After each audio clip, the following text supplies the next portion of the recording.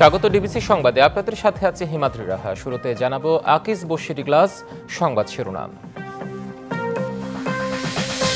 বুয়েট শিক্ষার্থী আবরার ফাহাদ হত্যা মামলায় হাইকোর্টের রায় পড়া চলছে। 2019 সালের 7 অক্টোবর রাতে ছাত্রলীগের নেতাকর্মীরা পিটিয়ে হত্যা করে তাকে। মূল্যস্ফীতি ও ভঙ্গুর আর্থিক খাত সরকারের জন্য বড় চ্যালেঞ্জ বলছে সিপিডি। আগামী বাজেটে ব্যক্তির কর মুক্ত আয়সীমা 4 লাখ টাকা করার সুপারিশ।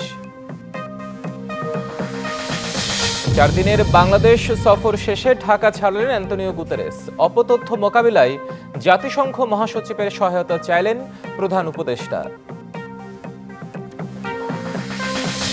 এবং ইয়েমেনের হুতি বিদ্রোহীদের ওপর বড় ধরনের বিমান হামলা, যুক্তরাষ্ট্রের নিহত অন্তত 24 জন।